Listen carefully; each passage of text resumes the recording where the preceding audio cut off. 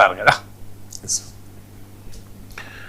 ఎటకేలకు neat paper leakage వ్యవహారంపై ప్రధాని మోదీ స్పందించారు సార్. కాస్త ఘాటుగానే రియాక్ట్ అయ్యారు. పేపర్ లీకేజీ చాలా ఘోరమైన పాపం, దోషుల్ని వదిలిపెట్టే ప్రసక్తే లేదు, వారిపై కఠిన చర్యలు తీసుకుంటాం, యువత భవితతో రాజకీయాలు చేయొద్దు, లీకేజీ జాడ్యాన్ని అంతం చేయాల్సిందే, ఇందుకోసం కేంద్రం రాష్ట్రాలు కలిసి పనిచేయాలి అని చెప్పి పిలుపునిచ్చారు సార్.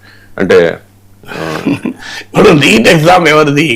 కేంద్రం సార్. మరి దానికి రాష్ట్రాల బాధ్యత నయం, రాష్ట్రాల బాధ్యత కాదు, పౌర సమాజం బాధ్యత, ప్రపంచ అంతర్జాతీయ సమాజం బాధ్యత, ఐక్యరాజ్య సమితి బాధ్యత. ఐక్యరాజ్య సమితి పేపర్ లీక్ కాకుండా జాగ్రత్త పడాలి.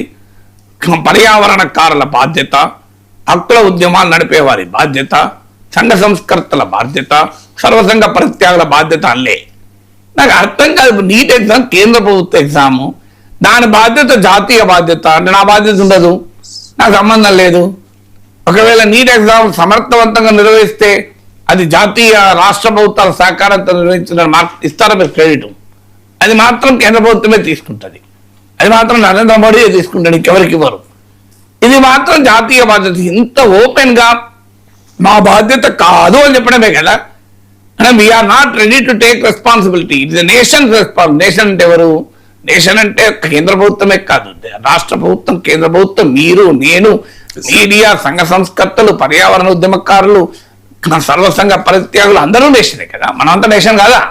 అంటే మనందరి బాధ్యత, ప్రభుత్వం బాధ్యత ఏం లేదు, ప్రభుత్వం చేతులు దుక్కుంటుంది. మనమందరం తప్పు చేశాం అంటే ఇవాళ దోషులు ఎవరు అంటే అందరం దోషులమే. నీట్ ఎగ్జామ్ లీక్ అసలు ఇది ఎక్కడి లాజిక్ అని నాకు అర్థం కాదు. ఇప్పటికైనా ఈ పేపర్ ఎగ్జామ్ లీక్ అయింది, మా ప్రభుత్వం పొరపాటు మా ప్రభుత్వ వ్యవస్థలో జరిగింది కనుక నేను బాధ్యత తీసుకుంటాం.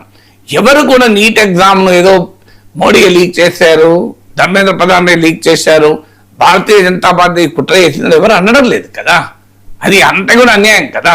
కానీ పొలిటికల్ అకౌంటబిలిటీ బాధ్యత మాది కాదు, దేశం జాతీయ బాధ్యత. నాకు నిజంగా అర్థం కాదు. మహాపాపం. కానీ ఆ పాపం ఎవరు చేసినా మేము చెప్పం. మహాపాపం, ఘోర పాపం. ఎప్పుడు? నెల రోజుల తర్వాత. నెల రోజులుగా మోడీ ఎందుకు మాట్లాడతలేరు దీనిపైన?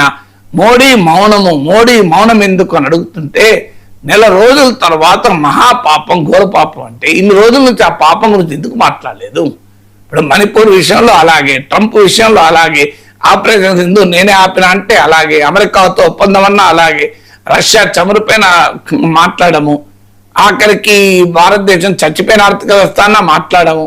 అసలు ఈ దేని మీద మాట్లాడకపోతే అది కూడా నెల రోజుల తర్వాత మహాపాపం, ఘోర పాపం అంటే ఆ పాపానికి బాధ్యత ఎవరంటే దేశాన్ని, జాతీయ బాధ్యత. నాది కాదు, నాకు సంబంధమే లేదు, నేను అకౌంటబుల్ కాదు, అంత దేశం అంతా అకౌంటబుల్ కావాలి అంటే అది న్యాయమా? మీరే చెప్పండి. ఇప్పటికైనా టేక్ పొలిటికల్ రెస్పాన్సిబిలిటీ. మేమేమి మారల్ రెస్పాన్సిబిలిటీ, మీకు క్రిమినల్ కాన్స్పిరసీ అని ఎవరు అంటలేరు, క్రిమినల్ నెగ్లిజెన్స్ అని కూడా అంటలేము, క్రిమినల్ కల్పబిలిటీ అంటలేము. అనేది ఏంటి? Political responsibility, moral responsibility. నువ్వు అధికారంలో ఉన్నప్పుడు, మీ హయాంలో ప్రభుత్వం ఉన్నప్పుడు ఎక్కడ జరిగినా ఆ తప్పుకు మనం బాధ్యత వహించాల్సిందే. నాకు సంబంధం లేదు అంటే అది జాతీయ బాధ్యత అంటే దేశం మీద వేస్తే ఎట్లా? మీ బాధ్యత జాతీయ బాధ్యత. దేశం సాధించిన విజయాలు మాత్రం మన విజయాలే అవన్నీ. అది మనమే సాధించినట్టుగా చెప్తాం. స్కై రూట్ రాకెట్ ప్రయోగించినా అది మన విజయమే.